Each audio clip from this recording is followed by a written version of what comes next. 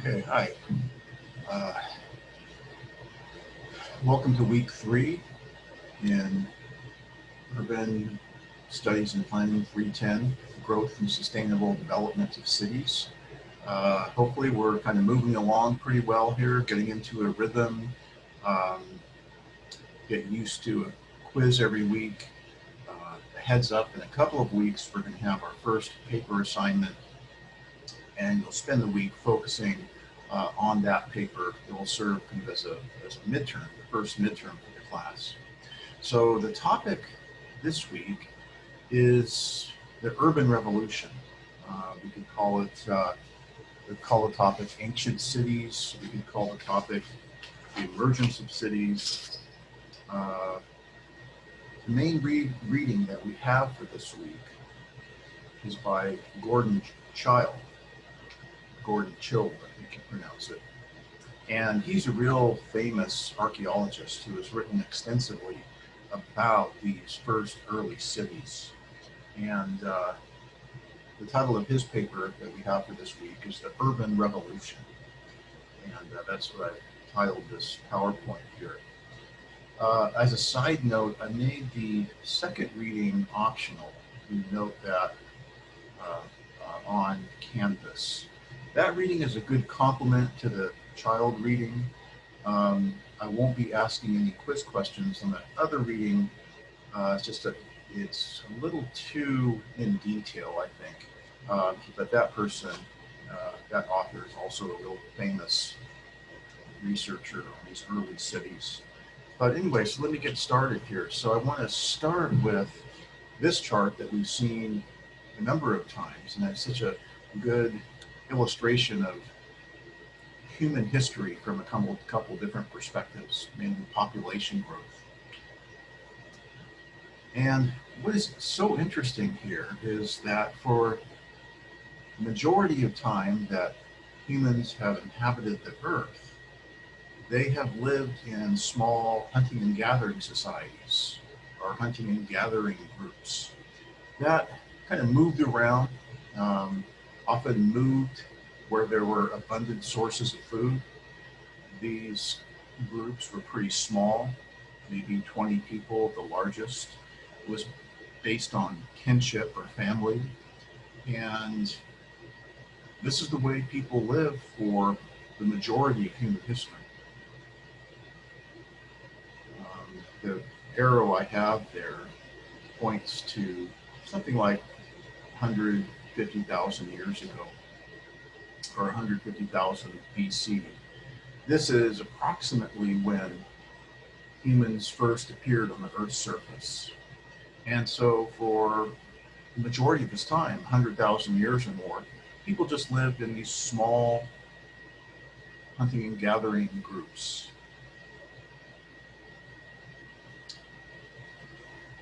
And I throw this question out here, this fact. It wasn't until around 8,000 years ago, 10,000 years ago, roughly. We don't have to worry too much about the exact year because there's debate about when all of this happened. But humans invented the wheel. And the point that I find interesting here is that it took human beings 100,000 years or more to invent the wheel. And that's really striking because I think we think of ourselves, at least in the current era that we live in, as pretty creative and inventive people.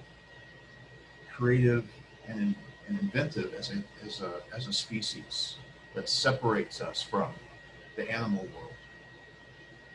Yet it took over 100,000 years to invent something so simple and basic. Another example is writing. Prior to about 8,000 years ago, there was no writing. There was very rudimentary forms of art written on walls and so forth, but there was no symbols for writing that were used to communicate with other people or were used to keep track of things or to record history. So in fact, there is no written history.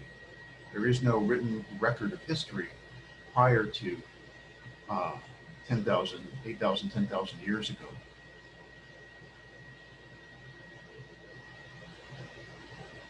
And another example, just around the same time, roughly 8,000 years ago, humans started to invent math, and sciences kind of started to emerge. Astronomy, the 12-year calendar was invented.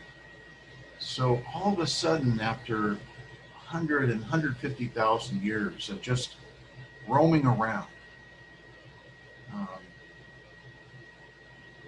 man and woman, human beings, started to do these, invent these amazing new things. And so the fascinating parallel here was that with these inventions, we witnessed the emergence of cities. They occurred almost simultaneously with each other.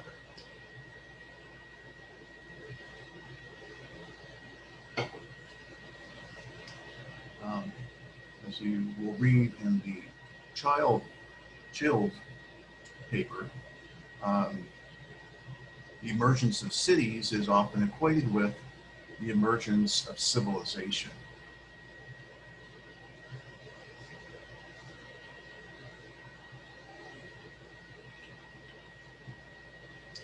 So my question to you, and this would be a fun question to ask if we were in a class setting, why did cities emerge 5 to 10,000 years ago? Why did it take so long?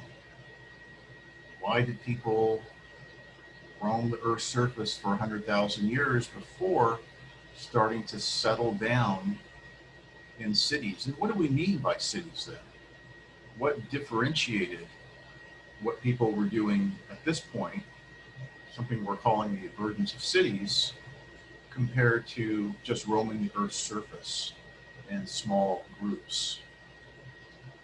So there's a number of things, and I'm not an expert. There are people like Gordon Child and the other author we have, Spjorg, I'm not saying his name right, who have written a lot about this stuff and are really experts on these issues. But so why did it take so long? There's a number of reasons why, but the main thing, and there's one thing you kind of walk away with this week, is the production of an agricultural surplus. This notion of a surplus is very important. So the production of an agricultural surplus. So what does that mean? Basically, after 150,000 years or whatever, humans learned how to grow more food than was needed to feed those who procured the food. So in other words, for all of those years, these small groups were dependent upon the food supply. Everybody had to help out. Everybody had to engage in hunting. Everybody had to engage in trying to grow some food. Everybody had to help perhaps in picking berries or what have you. Everybody had to help out. And all of their energy went into procuring a source of food for survival. You couldn't have some people who didn't do anything and some people who would gather the food, because it would too difficult to get enough food to feed those who weren't helping out. People would starve.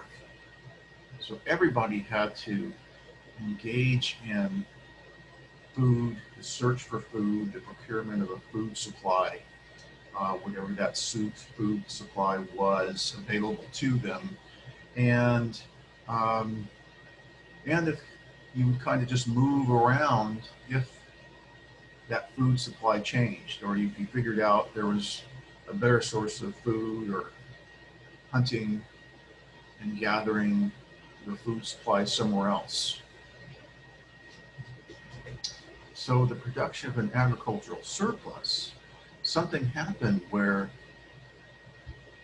people could produce more abundant supply of food, and that enabled some people to live in cities or to do other things besides be engaged in in search of food.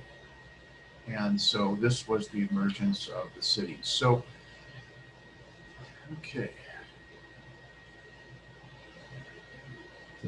Now the first cities that emerged were in this region called Mesopotamia. And this is now where current day Iraq is located. And so from one perspective, this is where civilization emerged. Now there are other places in the world that also started uh, or other areas in the world where particular groups started to form cities. But this was kind of the first and one of the first in history that we know of, where cities kind of first emerged. And then a lot of cities kind of spread from this area also. But regardless, so these were the first cities. Here's another closer map of this region. And Mesopotamia is often referred to as the land between two rivers. And this were the Euphrates and the Tigris River. Mesopotamia was known as the Fertile Crescent because of its crescent shape and the availability of fertile soil, which in large part was made possible by these two rivers. It was also known as the cradle of civilization because it was the birthplace of civilization. So that's kind of a profound thing. Cities are equated with civilization. There's something about cities that are conducive to the emergence of other kinds of things. And it marked a major change in the direction of human history. Here's another perspective or map of Mesopotamia. And you can see in the area that's green, that's kind of the Fertile Crescent. And you can see the Tigris and Euphrates River. And you can see the cities that kind of first emerged here: Babylon, Ur, Ashur, Haran.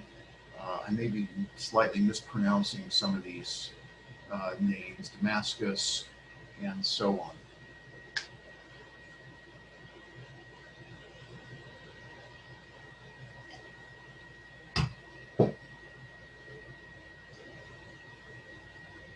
So Gordon Childe, in the article that we read for this week, talks about 10 characteristics of these cities, at least what we call cities. Now, an important side note is today we would think of these places as like really small, tiny communities. But for that time period, this was huge. And so one of the characteristics of these early cities was, of course, larger population size and density. So we're talking somewhere around a few thousand people. So pretty darn small by today's standards again. But by those standards, that was huge. So they were larger, and very importantly, we come back to this idea of density, living kind of closer, congregated together. And that's a major important distinction of cities, density.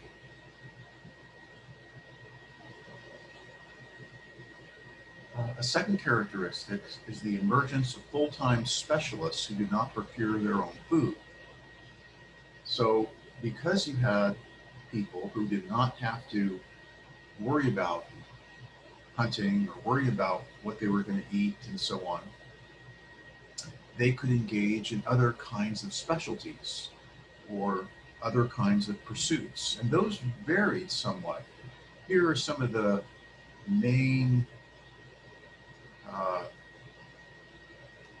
full-time specialists that kind of emerged in these cities that were new in human history.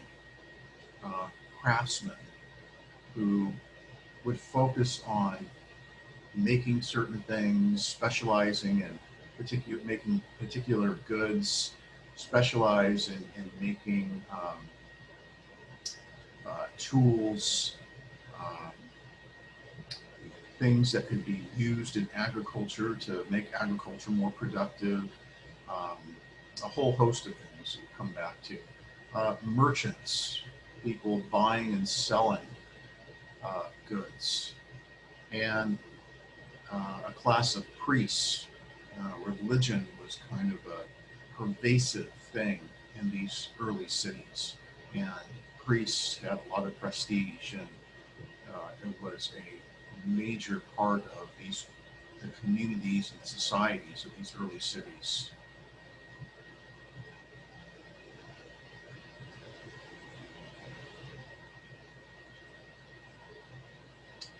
People who write about cities often refer to this as the emergence of a division of labor.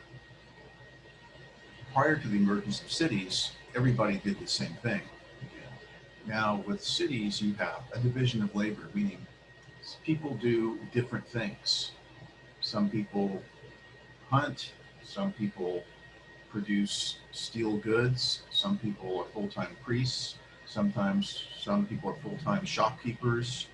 So the society itself becomes more complex with a division of labor. This is a great concept, division of labor, and it's used a lot to describe current day uh, events. It's used to describe, um, uh, you know, the way it's used to describe. It'll be used in the context of discussing um, what people do in society today. The division of labor. And the division of labor is very, very complex today, where there's literally thousands of different specialties that people engage in. Okay, anyway, number three is um, you had a king or a deity who appropriated the surplus. So the king or deity refers to religion or religious.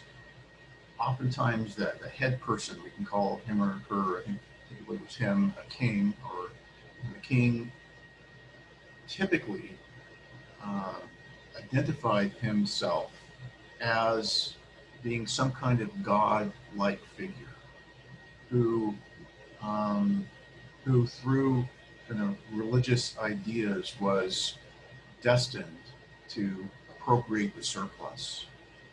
So this is an interesting and important thing. And again, I'm not an expert on it, but the surplus had to be obtained oftentimes through force. Those who worked in the fields, farmers and peasants, those who had their land where they grew food, had to give a part of their food supply over to the king as some kind of tax. And if they didn't voluntarily give that surplus over, it would be taken from them. So the king and this group of priests and administrators were responsible for taking the surplus, storing it, and keeping track of it. And so this was a characteristic of all of these cities that emerged. Um, Number four is the emergence of monumental public buildings, more sophisticated and ornate architecture. The public buildings were typically for those who were among the elite, um, which consisted primarily of priests, the upper class, um, the king, and those monumental buildings were kind of represented their part of their power and wealth. Um, you know, some of these ideas can be applied to our contemporary cities. We can talk about cities today Los Angeles or whatever, cities in the United States. We can talk about them and analyze them in terms of their population size and density. We can talk about and analyze them in terms of their division of labor. We can, look at perhaps not so much, well, not in terms of kings and deities, um, but we can observe monumental public buildings in our cities. So it's an interesting idea here that some of these characteristics are still describing cities in the current era. You had at these early cities the formation of a ruling class.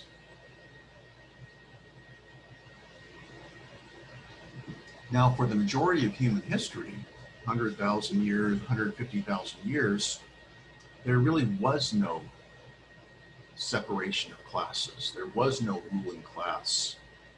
The elders may have been more involved in major decision making that involved hunting or where they would reside and settling any kind of disputes among people. But there was no one group that oppressed or took a surplus or took things from another group. There was no class of slaves. There was not, the peasant and the leisure class or what have you. Everybody kind of did the same thing. So now in human history, with the emergence of cities, you had a separation of classes. At the top of the hierarchy were the priests and the civil and military leaders. They formed the ruling class that were really responsible for appropriating the surplus. And they used the surplus, the extra wealth, to live a more better life, a more comfortable life, a life where they had access to the consumption of more and better goods. Typically, these involved a handful of families who were related, either direct family or indirect family, who would form part of this ruling class and would be in the major positions of power among the priests and the military and so on. On the lower end of the spectrum, you had the peasants and the slaves. Peasants that were producing the majority of food for cities, slaves who were providing most of the labor for the building of public monuments and for other kinds of public works projects like building canals building canals that would divert water supplies to agriculture and so on. Okay. Number 6, another characteristic which I've already mentioned, the invention of writing. So writing emerges with these cities approximately 8,000 years ago. And why did writing emerge? I think this is an interesting point to make, that is an example of how an important intellectual kind of activity might emerge, or an important idea might emerge and become part of society because it's a necessity. So in other words, there was never really any need for writing for those 150,000 years in hunting and gathering societies. And so nobody ever invented it.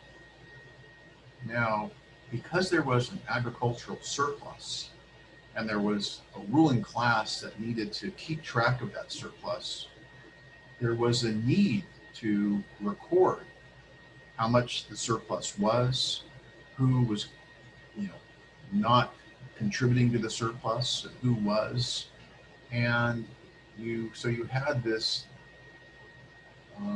new kind of form of communication that started to transform society. while the necessity was to keep track of the surplus, soon the educated elite, those who had education, were making written records of history of what was going on. So writing kind of spilled over into other parts of the society. Okay. Also, with the cities I mentioned, we've seen the emergence of the sciences, math, astronomy, geology, um, other kinds, other sciences, so with this knowledge, with the emergence of sciences, it helped to contribute to innovations in technology, which made the society, especially in agriculture, more productive. For example, through the sciences came um, the yearly calendar of the seasons. So now you could have a written record of when seasons changed, when there was a likelihood of more storms and water, when it was better to rotate the crops, a host of other things. And so this contributed to kind of the improvement and the more productivity of these cities as time went on. Here's arithmetic, geometry, astronomy as examples.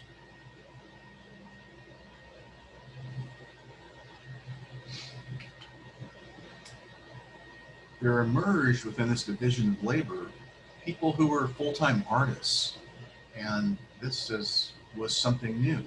You had now people who would spend their entire day, their entire life, as artists, making things, painting, sculpture, um, other forms of artistic expression. It became an accepted part of the civilization, and there was a need and demand and a desire for art, especially among the ruling group.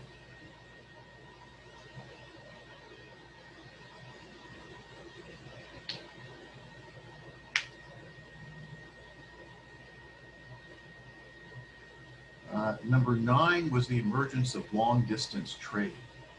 And this was crucial, especially over time, in allowing cities to grow bigger and more productive and more sophisticated. Um, as means of transportation improved, you had kind of the wheel, the cart, but then you had the invention of sailboats and canoes and shipping. As this improved more and more, you had more interaction between cities and more trade. That gave cities, especially the ruling class within those cities, access to more goods and a greater variety of goods. And long distance trade generally tends to generate wealth. It may be very slow, it may take time, and that wealth may be controlled by a small ruling group, but nonetheless tends to increase the general wealth of the city. And then finally, and I kind of already noted this, you have the emergence of specialist craftsmen who could reside in the city based on residence rather than kinship. So I've kind of made this point already. The child already kind of made it in an earlier one of these characteristics, the division of labor. But here he's also really trying to emphasize that as a craftsman, you could be in the city and specialize in what you did and be a member of the community, which was so fundamentally different from the hunting and gathering societies.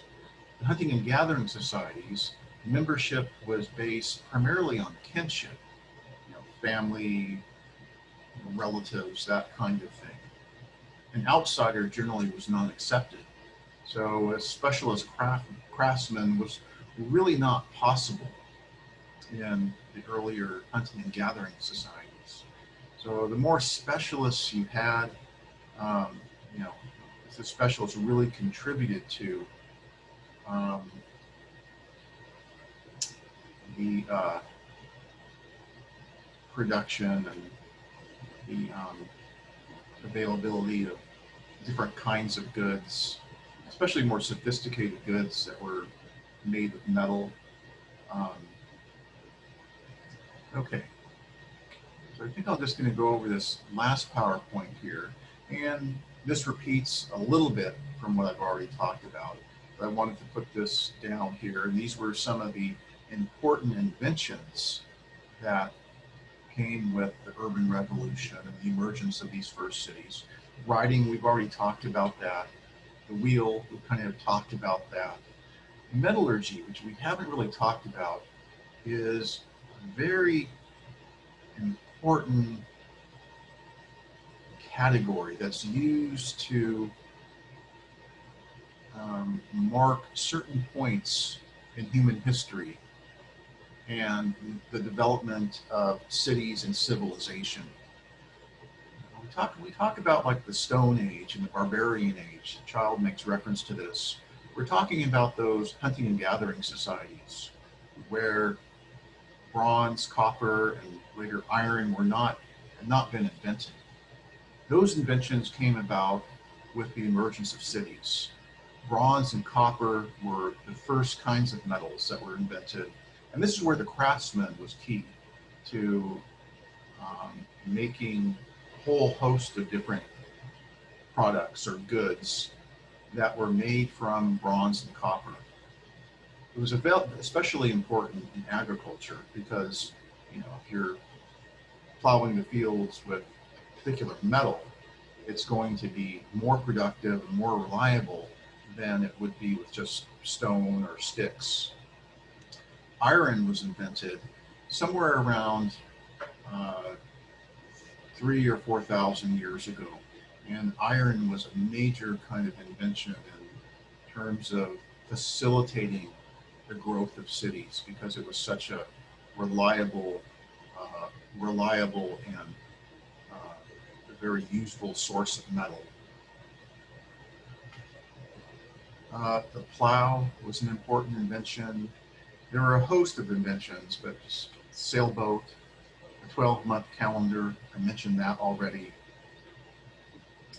Food preservation, so the ways were invented to store food, make it last longer. Being able to grow grains like wheat and barley was a key aspect of these early cities. Animal husbandry, that is, taking animals and raising them for food and using them as sources of energy to help plow the fields, for example. So really trying to take control of their surroundings to harness their surroundings for the productivity of their society, of the cities. Canals and irrigation for agriculture was essential to increasing the food supply. And so there was other inventions too. These are some of the more important ones. And so then finally, I just have some pictures here you can go through yourself and take a look at. This was the ziggurat. This was the main temple where food was stored, and it was representative of the religious gods. This was kind of a temple that was seen as dedicated to the gods. These cities had complicated religions. Typically, they believed in many gods. They were polytheistic. There wasn't just one god. There were many gods, and each god had kind of a different meaning for the city.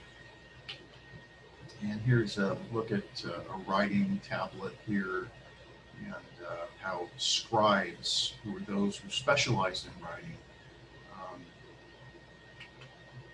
wrote on the tablets, the wheel.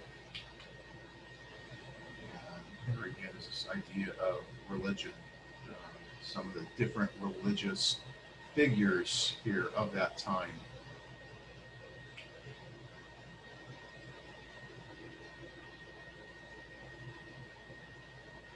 So that's about it.